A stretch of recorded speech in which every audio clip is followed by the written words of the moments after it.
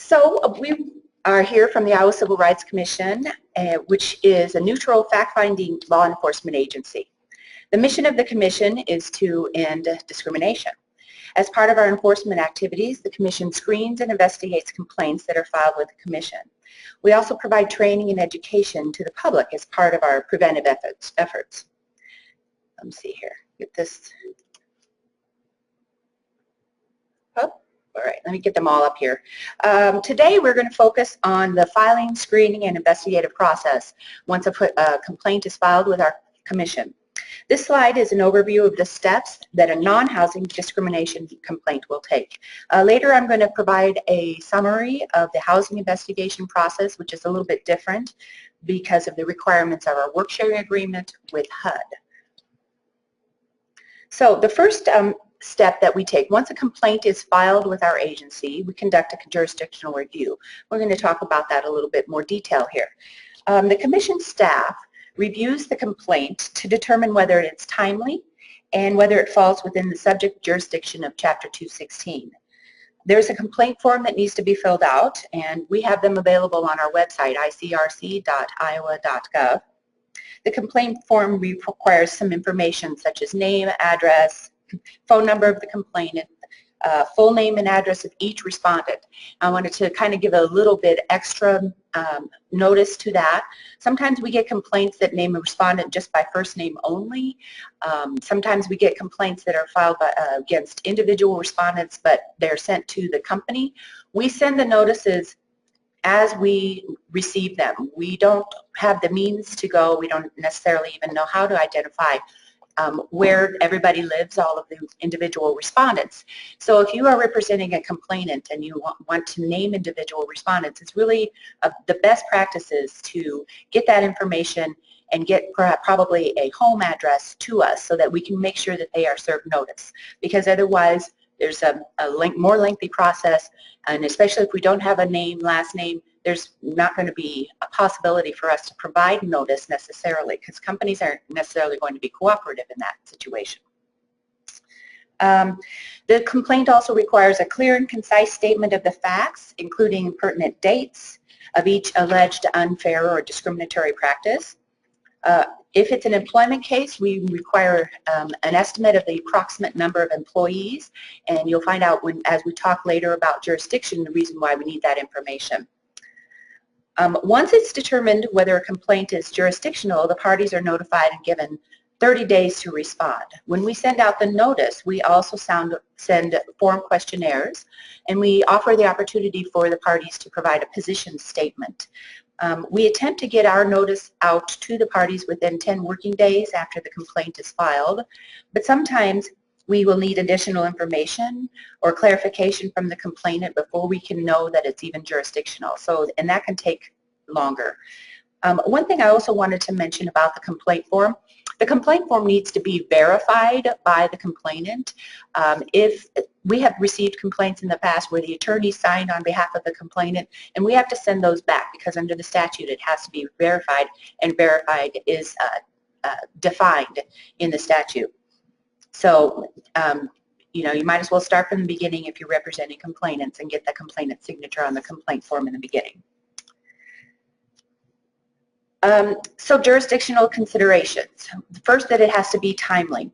Under Iowa Code Chapter 216, the complaint is timely if it's filed within 300 days of the incident.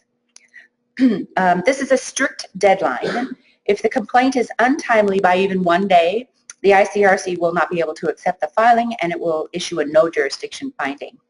This finding can be appealed pursuant to the administrative appeal procedures under Iowa Code Chapter 17A.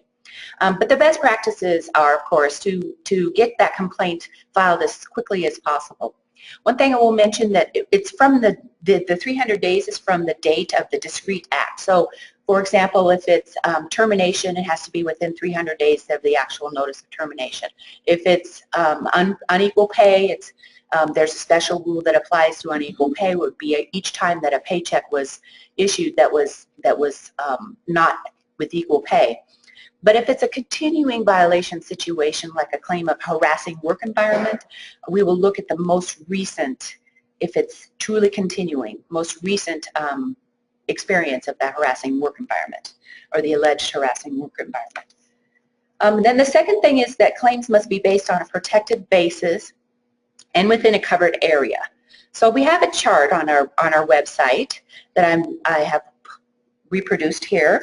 As you can see in this chart, the protected areas are employment, housing, public accommodation, education, and credit. And then the protected class, protected characteristics, whether that is protected in that particular area depends on what the area is.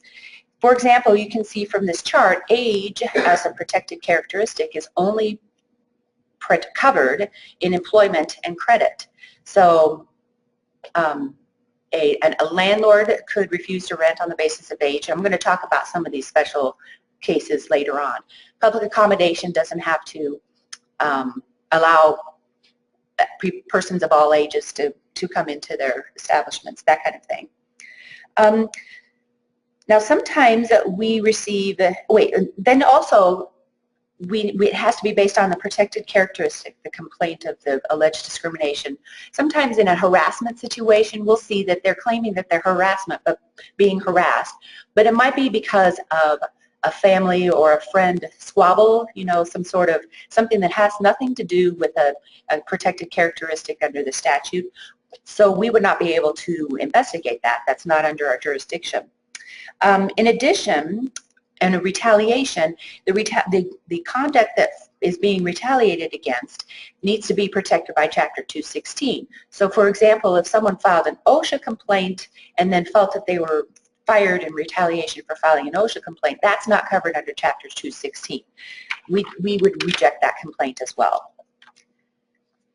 There are some statutory considerations in each area to be aware of. For example, in employment, Chapter 216, the Iowa Code, only covers employers that regularly employ 4 or more people.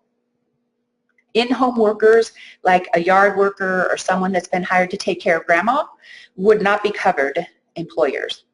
In addition, there are certain positions in some religious organizations that are exempt from just the 3 characteristics of religion, gender identity, and sexual orientation.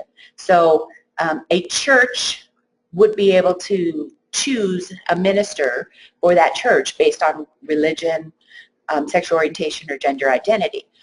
But you have to look at the position that the church is hiring for. So perhaps it has to be someone that their job is related to a bona fide religious purpose. So a custodian probably is not going to be within the exception, and it would then be against Chapter 216 to refuse to hire a custodian based on religion, gender identity, or sexual orientation. Another one I thought I'd mention too, apprenticeship programs. We don't run into this very often, frankly, but it is okay to limit participation in apprenticeship programs to people who are 45 years or younger. In housing, both Iowa and federal law allow for age to be a qualification for retirement communities, for example. Age is not a protected basis in housing, but familial status is protected. And familial status is defined as having children under age 18 or being pregnant. And those are protected classes in housing and also in credit down the road that we'll see, but not in employment. Another exemption, for example, is if the person rents out a room in their house. We call that the Mrs. Murphy exception, and you don't have to take everyone based on all of the protected characteristics. However, you are not allowed to advertise for, so you wouldn't be able to advertise that I want a female roommate or I want a female to rent a room out of my house. You advertise that you have a room available for rent, but then you can choose based on sex if you want to. In public accommodation, this is we're talking about businesses or any kind of establishment, not a private club that provides goods, services, or facilities to the public for a fee or charge to non-members. A private club would not be generally included or covered unless they're holding an event that is open to the public. And another exception to the exception is if it's a government agency or establishment that receives government support or subsidy. So if it's a food pantry that gives food out for free, but they get federal dollars or state funding, that would be covered even though it's a service that's being given out for free. As I said before, age is not covered in public accommodation, so a bar would not have to accept somebody who's under age 21. But you want to check your local ordinances, because I know there are at least a couple of local civil rights ordinances that cover age in public accommodation. In education, age is also excluded, so an elementary school would not have to admit a 35-year-old student. And as in with employment and housing, though, there is a religious exception for public accommodation and education. In credit, then marital status is included, but mental disability is excluded. That's the only place where mental disability is excluded, and it's the only area where marital status is included. So a bank would not have to loan money to someone that has a mental disability that prevents them from having the capacity to enter into a contract, but the bank would not be able to or allowed to refuse to loan money to a woman because she's not married, for example. The final area, we consider it to be its own area, is retaliation. It's illegal to retaliate against someone who opposes discrimination, who files a complaint of discrimination with the ICRC or internally within that employer, if it's an employment case, or who refuses to obey a discriminatory order. A retaliation complaint can be filed against any person. It doesn't have to be a company. If it's an employment kind of situation, it doesn't have to. You can file against the employer, but you can also, the complainant can also file against the person who did the retaliating. Let's see here, and they have to have exercised rights protected by Chapter 216, as I mentioned before. I think it's worth explaining for the purpose of how we come up with our procedures and why there's a difference between non-housing and housing complaint process, that the Iowa Civil Rights Commission has a relationship with two different federal agencies that enforce anti-discrimination laws. The Commission has work-sharing agreements with EEOC and HUD. So when a complaint falls under a federal law as well as Iowa law, the EEOC and HUD will accept the results of our investigation as their work subject to their review, and then the Commission receives federal funding based on the production on these cross-filed claims. Federal employment anti-discrimination laws cover larger employers, like under the EEOC, so not all complaints can be cross-filed. And we don't have any federal work-share agreements in credit, public accommodation, or education, and so none of those complaints are covered by, we don't have any contracts, and we don't get any federal funding for those complaints. Are there any questions of what I've covered so far? We really haven't gotten into the process yet. I did want to mention that at any point after the complaint has been filed on file with the Commission for 60 days, the complainant can request a right to sue letter, which gives 90 days to file a lawsuit in district court. It's very rare that we would actually have conducted our initial review by that time, which is the next step in the process. So now I'm going to hand it over to Andy Duffmeyer, one of our investigators.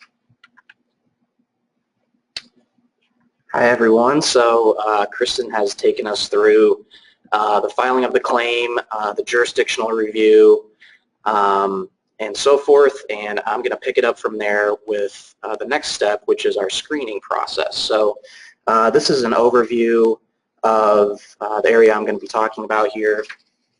Once we've sent out notice of the claim being filed, we've gotten those questionnaire responses, then the complaint is screened to determine whether further investigation is warranted. So there are two possible outcomes with screening. It can either be screened in for further investigation, at which point mediation would be offered, or it can be screened out, in which case the case is administratively closed. Now, if it's screened in, as I said, mediation will be offered. I'll talk about that a little bit more here in a minute. If the mediation fails or the parties don't agree to mediate, then an initial information request is sent out and the case is assigned to a neutral fact-finding investigator. And now initial information request, or an IIR for short, is essentially a request for production from the Civil Rights Commission to the respondents asking for additional information for our investigation. Now back to, so that's the screening out kind of process there. Or the screening in, excuse me. Now if the complaint is screened out, the case is administratively closed. That's essentially us saying we're not going to do any more work on this. We don't think further investigation is warranted. However, that's not a final determination. Reconsideration can be requested within 30 days. You do that in writing with the grounds for why you think it should be reopened. And then the administrative closure also doesn't foreclose getting an administrative release or a right to sue, is what we call it, and filing in court. So that's just kind of a brief overview of this part of the process, and now I'll go into that a little bit more in depth. So the standard for screening, when a case is assigned to a civil rights specialist such as myself for screening, what we're looking for is whether the information collected to date indicates a reasonable possibility of discrimination. If it does, then we'll screen in the case for further investigation. I like to think of screening as kind of similar to a summary judgment standard. We're really kind of giving the benefit of the doubt to complainant at screening where it's appropriate to do so, and looking for whether there are fact issues that need to be investigated. So during the screening stage, we will make all rational, reasonable, and otherwise permissible inferences in complainant's favor.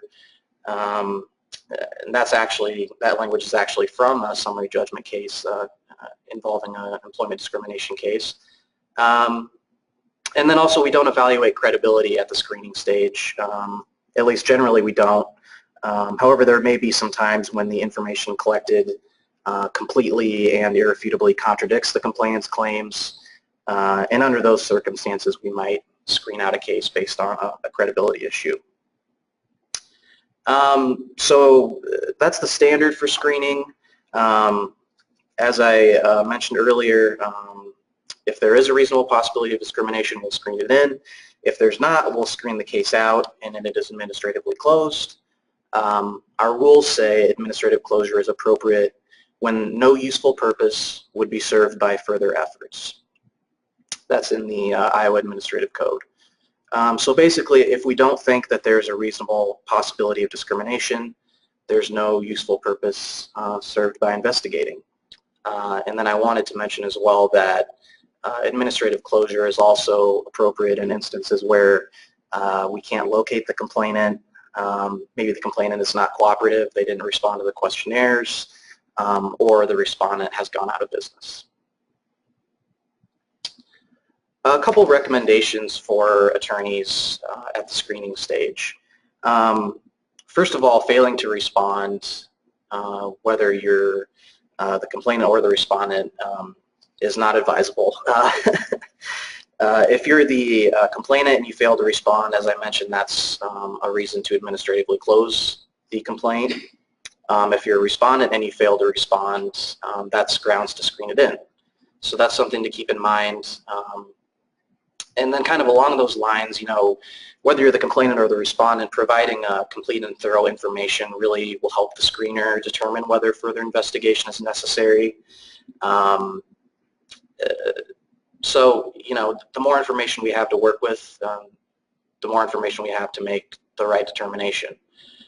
Some other considerations here, we won't accept position statements by attorneys as evidence, so this really becomes important for the second stage of the McDonnell-Douglas analysis.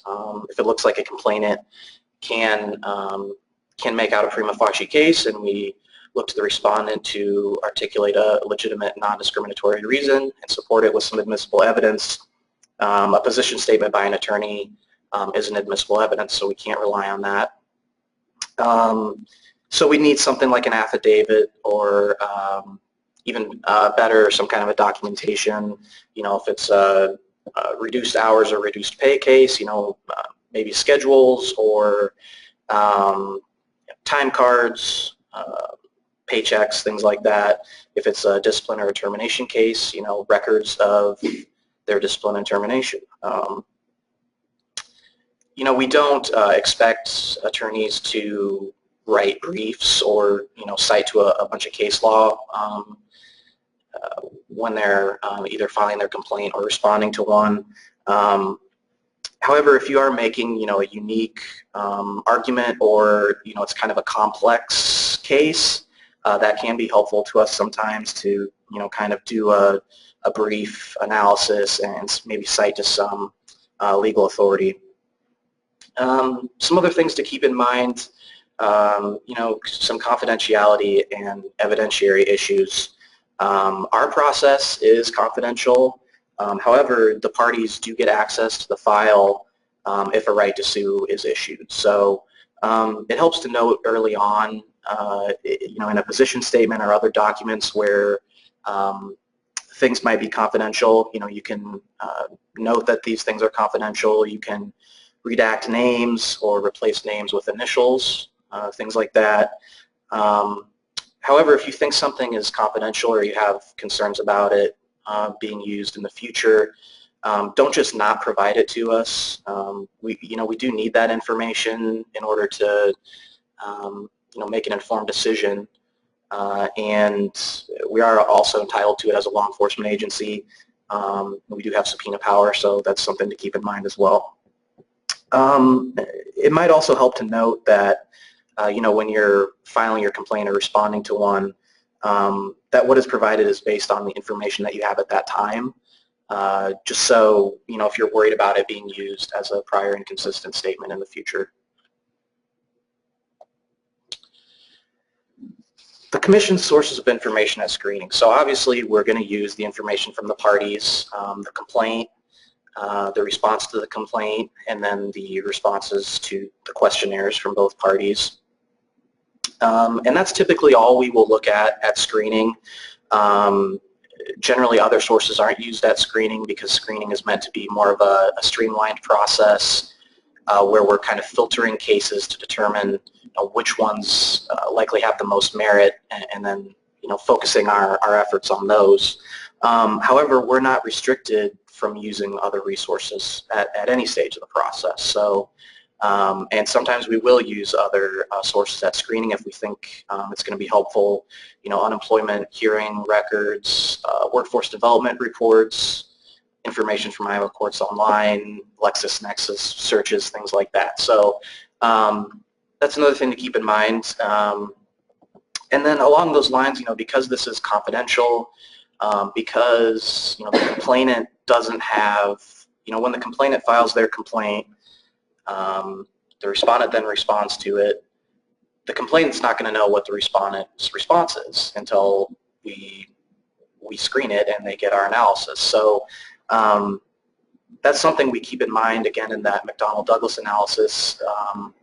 If the complainant can make out a prima facie case and the respondent does articulate and support a legitimate non-discriminatory reason, the complainant has to show pretext. And if the complainant doesn't know what that legitimate non-discriminatory reason is, it's unfair to expect them to be able to rebut that in any way. So that's something to keep in mind. And sometimes we will screen things in. That's a reason for screening something in if we think the complainant may be able to show some pretext here if they had access to this information. The next thing I'm going to talk about is mediation. So mediation is available throughout our process, and we sometimes will conduct mediations before screening if the parties wish to do so. However, we always offer mediation to the parties after a case has been screened in. So kind of looking at or remembering that chart, this is after information has been submitted by the parties, it's been screened in. Next step here is we would offer mediation to the parties. So we would offer that mediation after the case has been screened in, and then before we would send out that initial information request to begin the investigative process. We offer mediation by certified mediators. We have a number of people at the Commission that are certified mediators, and then we also have some volunteer mediators. Mediators are neutral, and the mediation process isn't meant to be a fact-finding process. Our goal is to just negotiate a no-fault settlement. Something to keep in mind is that we can also do global settlements to include claims that may be related to your civil rights claims. So, if you want to do a broader settlement, typically we schedule mediations for 4 hours and conduct those at our offices in Des Moines, although we will travel around the state to conduct mediations as well.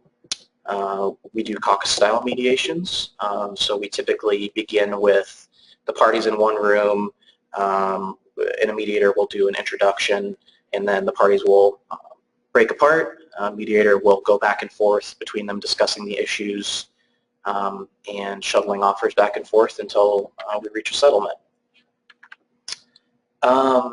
Something to keep in mind as well, mediator, whoever's assigned to mediate it won't be the person that screened the case, and if the mediation fails, the mediator won't be the person that investigates the case. So you can feel comfortable being open with the mediator about strengths and weaknesses of your case, things like that.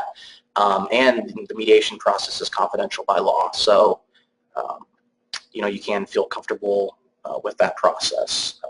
The only thing we really expect from the parties at mediation is that they approach it with willingness to compromise, openness, to getting it settled. Here are some recent settlements at mediation. We keep a database of these on our website. It might be helpful to look at those before you come in for a mediation, just to get an idea of, kind of the range of what's typical. As you can see, we mediate cases in different areas with different bases, different adverse actions, and settlements can range from $1,000, $2,000 up to tens of thousands of dollars. I will say, a $50,000 one there is maybe a little bit of an aberration, but that was a settlement. So, and then of course, it's not just monetary damages. We can do settlement agreements where someone's reinstated to a job or is provided a reasonable accommodation, and Kristen's going to talk a little bit more about potential remedies here in a little bit. The last piece I'm going to talk about is investigation. So looking back at our chart here, investigation would be after a case has been screened in, the mediation has either failed or the parties didn't agree to it. That initial information request has been sent out to the respondent. We've gotten that back. And so at that point, the case would be assigned to an investigator at our office. The investigator would review the information from that IAR, obviously look at the case file, and then determine what information they need in order to make a recommendation. So that could be, oftentimes that it means interviewing the complainant. It could mean requesting additional information from the respondent, things like that. And then determining, whether other interviews are needed or other information. So there are three possible outcomes from an investigation. That there's probable cause to believe that discrimination occurred, that there's no probable cause to believe that discrimination occurred, or again, administrative closure. So for a probable cause or no probable cause recommendation, the investigator would write the investigative analysis with that recommendation, and then that would go to an administrative law judge in the Department of Inspections and Appeals for a decision. Something to keep in mind here is that an ALJ can't administratively close a case. All they can do is issue probable cause or no probable cause findings. So there is some risk there. You know, if we recommend probable cause and the ALJ disagrees with that, they could come back with a no probable cause finding, and that would foreclose getting a right to sue. So that's just something to keep in mind in that area. Again, if administrative closure is recommended, the case is closed. We're not going to do any more with it, but it doesn't foreclose getting a right to sue. I was going to mention here, you know, once a case is administratively closed, you have 2 years from that date from which to get that right to sue, and then 90 days from the issuing of the right to sue to file in court. However, Kristen's going to tell us about a piece of legislation that's moving up at the State House that could constrict that time frame quite a bit. So this is how it is now, but keep in mind it may not be that way a whole lot longer.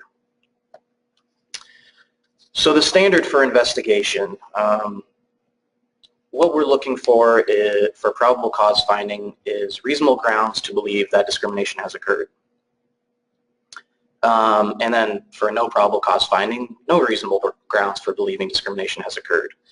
And then, as I mentioned earlier, administrative closure standard, administrative closure is appropriate where no useful purpose would be served by further efforts. So an investigator will administratively close the case if at any point during the investigation he or she doesn't think there's a reasonable possibility of a probable cause finding. So sometimes this will be, you know, you review the case file and the response to the IIR, you interview the complainant, and the questions that were outstanding from screening analysis, you know, why it was screened in, have been answered. Nothing else came up that raised any flags, and so you determine, well, at this point there's no reasonable grounds for, or at this point I don't think I'm going to get to a probable cause finding, and you would administratively close the case. Again, doesn't foreclose filing in district court. Let's see, what's next here? A couple of recommendations for investigation. The biggest thing is just be cooperative with the investigator. You know, the investigator is neutral. Our goal is to determine the facts and then make a recommendation about whether or not the law has been violated. So, you know, sometimes it can help possibly to just advise your clients of that. You know, if they're going to be interviewed, that, you know, the investigator isn't an attorney for one side or another, they're not a prosecutor or anything like that. We're truly neutral at this stage in the process. Make witnesses and documents available in a timely manner. And along those lines, you know, a delay or a lack of response by the complainant can result in administrative closure. And then a delay or lack of response by the respondent may result in submitting a PC recommendation, a probable cause recommendation to an ALJ. So if a respondent just doesn't respond, you know, we can make an adverse inference that, you know, the reason they're not responding is because the information is going to back up the complainant's claims. So, and then finally here, just make representation decisions carefully. So, you know, if you're the attorney for an employer, you might want to be careful about representing both the employer and an accused harasser, because your interests might not always align. So that's just something to keep in mind. Finally here, just a short piece on the use of the investigative file and our findings at trial. So position statements, questionnaire responses, witness statements may be used for impeachment, even if they're not admissible as evidence. And then our findings, the ICRC findings, are admissible within the sound discretion of the court.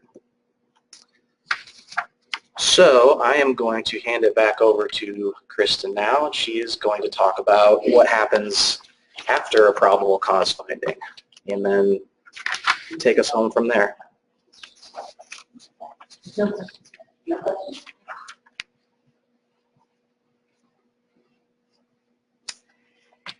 Now remember, if you have any questions as we go along, type them into the box and we're happy to answer them because we're getting close to the end of the actual process. So just as a review what we've done so far as part of our process, the complaint is filed. It's a verified complaint. It makes all the appropriate, you know, it's complete enough for us to be able to determine that we have jurisdiction over the complaint.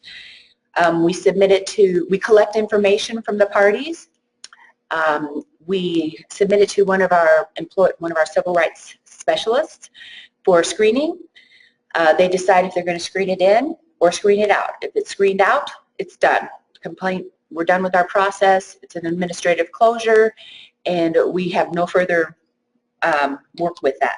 I did want to mention that an administrative closure is not appealable to the district court. You can ask for reconsideration from the director, from me, but if I decide not to reopen the investigation, then we're done. We're done with our process. The only thing that can be done is, because we're not always right, we know it, but under the statute, you do have the right, the complainant has the right to request a right to sue and go to court, and you know, and even ask for a jury trial. So, but there's no 17A review of an administrative closure. If the case is screened in, the next step, as Andy talked about, was mediation. That's voluntary. If the parties choose not to go to mediation, or if mediation fails, it goes to investigation. We go through our entire investigative process. We evaluate the case every time at every step. We reevaluate during the investigation even to see, you know, if I keep going with this investigation, am I possibly still going to get to probable cause? The investigators are instructed that if they get to a point where they don't think that if they keep going, they're going to get to probable cause finding, that they administratively close it at that point. Again, not appealable, but you can get a right to sue letter. Then it goes, as he said, to probable cause or no probable cause recommendation to the LJ. Maybe there's been a question now? There has been. You might have to repeat it because it doesn't always pick up. Sure. Okay. The first question is, what is the reconsideration standard? What is the, okay, the first question is, what is the reconsideration standard? So if I get, and there's a 30-day, by the way, time limit for requesting reopening.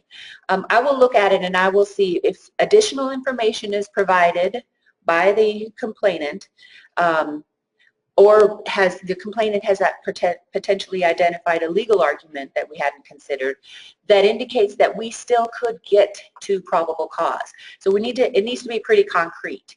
You know, what did we miss when in our screening report? Tell us what we missed and tell us why you think that that will potentially lead to a probable cause finding.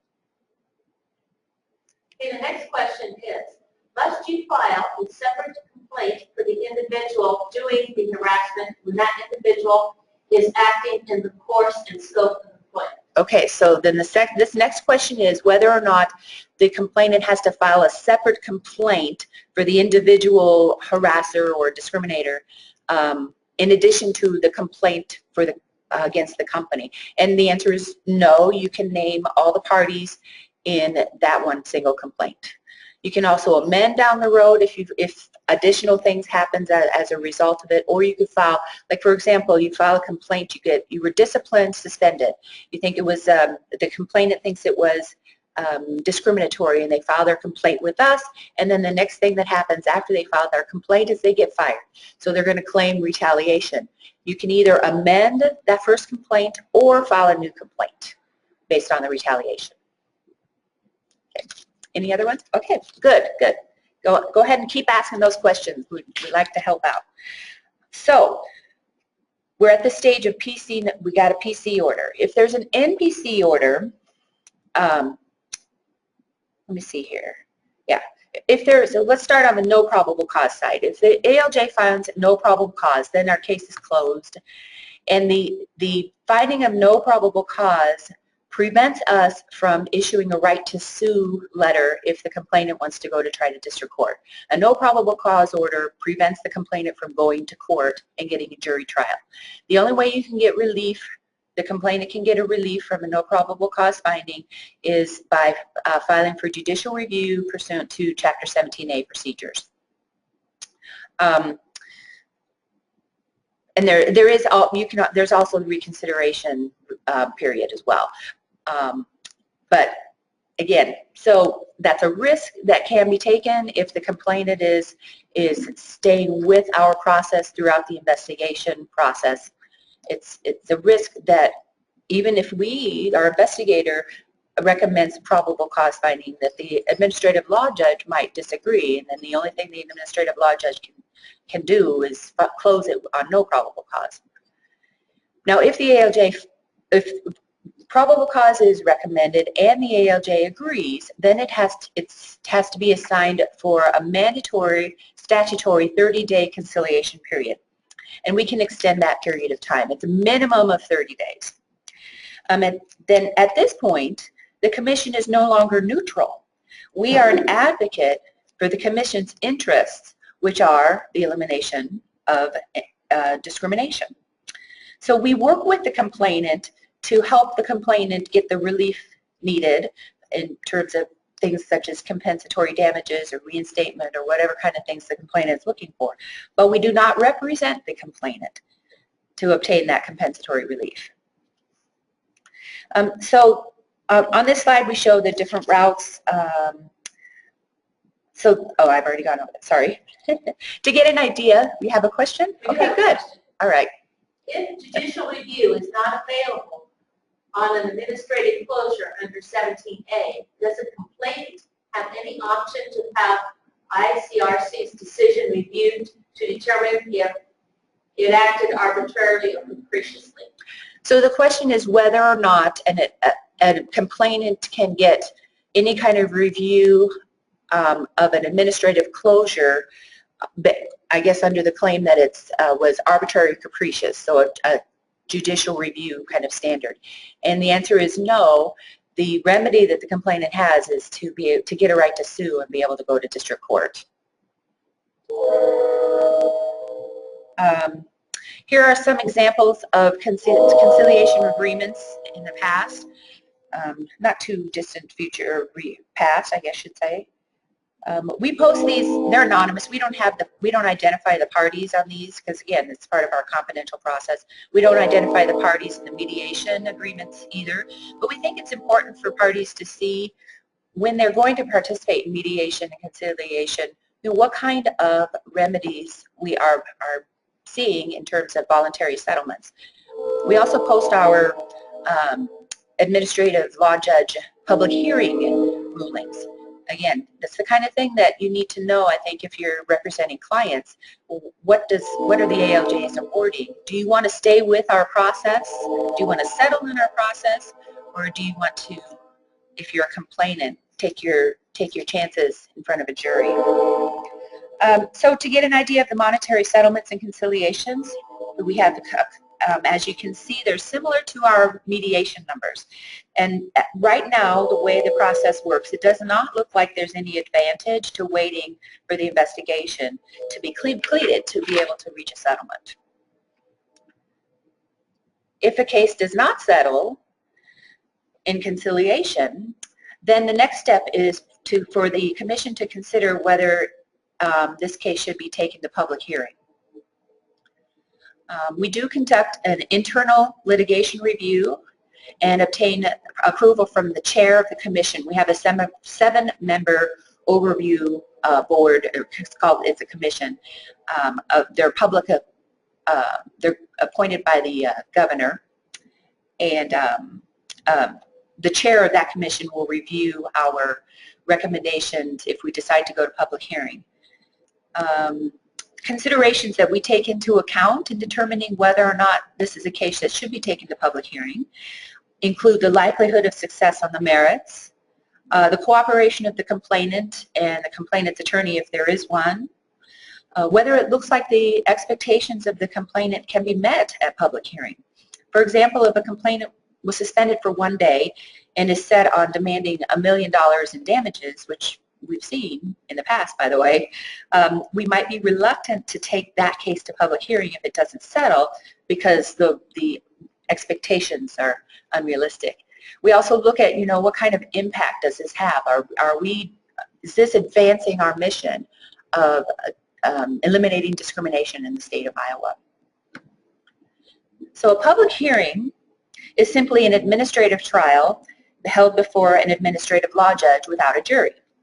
The commission and the respondents present evidence, and then a proposed decision is made by the ALJ. Then this decision becomes final unless it's appealed to the 7-member Iowa Civil Rights Commission, the overview board that I was talking about. The commission's decision will be final. If it is appealed to the commission, then the commission's decision is final agency action, and that's subject to judicial review under Chapter 17A. Some special notes to be aware of to make about this process. In a public hearing, the commission is the party, not the complainant. The commission's role, I guess I like to think of it as it's similar to the role of a county attorney, although there is specific authority to also request compensatory relief on the behalf of complainant. If the complainant wants to be a party, though, the complainant must file a motion to intervene. So the complainant in our case would be, we become the prosecutor as the commission. The complainant is the victim. But the complainant can file to intervene and become a party, which we recommend if there's an attorney involved, because then they're subject to all the notice, then they're also subject to a discovery and all of the other things that happens in a pre-trial, pre-hearing process. Also, the Iowa Supreme Court has recently held, not that recent, a couple years ago, that the commission can move forward with an investigation and a hearing even if the complainant has signed an employment contract that includes an arbitration clause. The reason is that for this is that the commission is charged with elimination of discrimination, and to do that the commission has to, their interests extend beyond those of the victims of discrimination, and we need to be able to advance or go forward with a claim of or some discrimination allegations in order to be able to eliminate discrimination in the state. The Iowa Code lists the potential remedies when there is a finding of discrimination at the hearing level, or we also use these remedies when we are going through mediation and conciliation. Those remedies include a cease and desist order, hiring or reinstatement or promotion and other equitable relief, training of the, let's say it's an employment or even housing, training on how to avoid discriminating and how to avoid having harassment in the either in whatever that area is. Payment of damages, including, if appropriate, back pay, front pay, emotional damages, costs, and reasonable attorney's fees. Here, we've had in the most recent public hearings, here's a summary of the damages that were awarded by an ALJ. In the pizza and steakhouse case, this was a waitress who had been fired because she became pregnant. Her intention was to stop working when she had the baby, so her back pay was limited to up to that point where she would have wanted to quit her job anyway. And she also gave up she decided not to pursue damages for emotional distress for personal reasons, because you know if you're seeking emotional distress damages, you open up your other aspects of your life, and she was not interested in doing that in this case. The second case is actually on appeal still. There were two employees of this Eagles that they had. This Eagles was operating a bar, and the two employees were older employees, and they got a new manager at this Eagles, and he decided he wanted, this is an actual quote from the case, he wanted eye candy. And so he fired the older gentleman and the older lady. Well, he reduced their hours so that they had no choice but to try to quit. And so, or to quit, and because they weren't going to get any money anyway. So it's basically mostly an age discrimination case. In this case, the ALJ awarded Fishnick, who's the man, a little bit less in wages because he was actually able to find another job. And then a little bit less in emotional distress damages than Ms. Kelly. Ms. Kelly not only couldn't find another job, she also was evicted from her place where she lived because she was unable to pay the rent, which increased her emotional distress. and she was awarded higher emotional distress damages for that. And as I said, that case is pending. There's an appeal pending. There are some other issues involving naming of the parties and some other things that the respondent have brought up that I think are, we'll see what the commission does with them. Let's see here. Very quickly, I wanted to point out some of the differences in our housing complaint process. The housing investigative process mirrors the federal process under the Federal Housing Act, or the Fair Housing Act. So a complaint is filed after intake with a civil rights specialist. The ICRC in a housing case takes a little bit more ownership of a housing complaint, starting at the intake stage. And then conciliation or settlement efforts are made throughout the entire process, offered at each stage, almost every time that you talk to somebody in a party of the case. An investigation in a housing case results either in a PC or an NPC finding. So there's no administrative closure in housing cases. But if there is an NPC or no probable cause finding, the complainant can still get a right to sue letter, which is different from than the non-housing process. And if there is a probable cause finding, if the commission decides to go forward with a hearing, the commission can either choose to file in district court and ask for a jury, or go through the administrative hearing process. And that also is in conjunction with the complainant. That decision is made with the complainant. Do we have any more questions yet?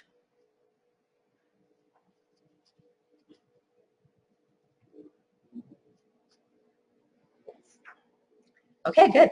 Okay, it says, can you provide estimated time frames for the different stages of the process? How long from complaint to public hearings?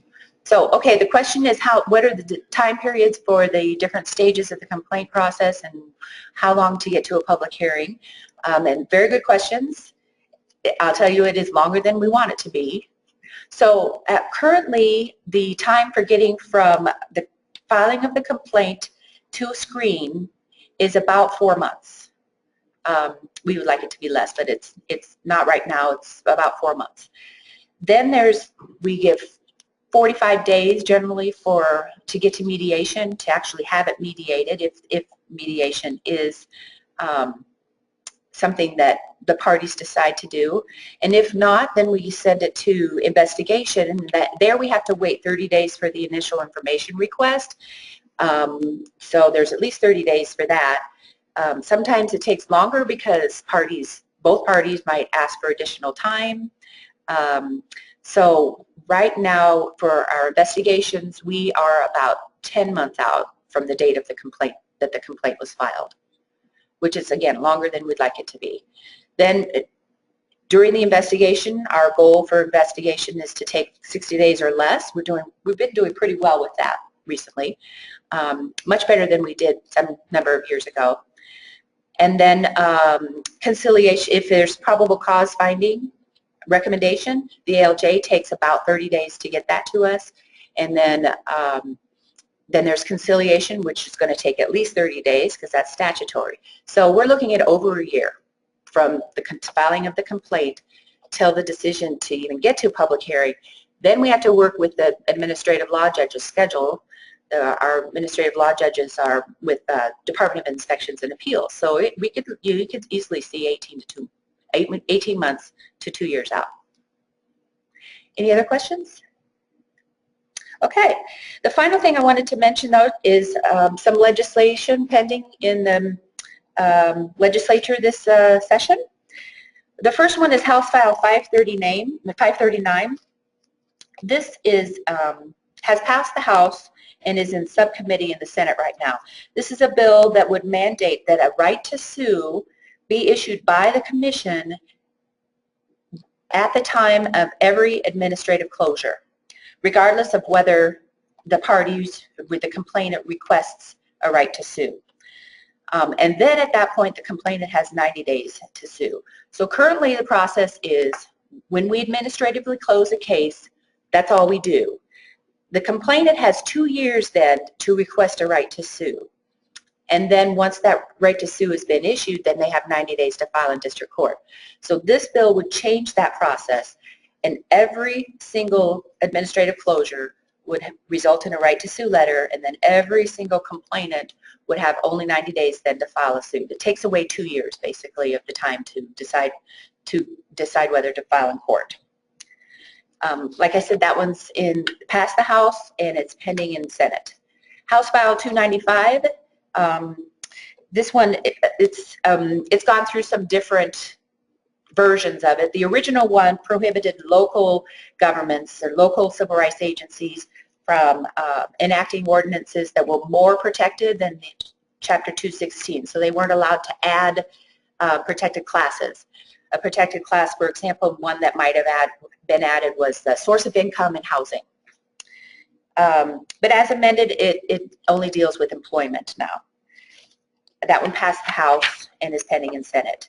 Then House File 376, which actually didn't survive the funnel, but it's interesting. I think it's an interesting bill. It was just a simple fix to correct what happened in a Supreme Court case that came down on Christmas Eve in 2015, and that is to require all employers covered by the Act to reasonably accommodate pregnancy. That one actually had both Democrat and Republican sponsors, but it didn't survive funnel. And finally, the final thing I want to do is plug a couple events.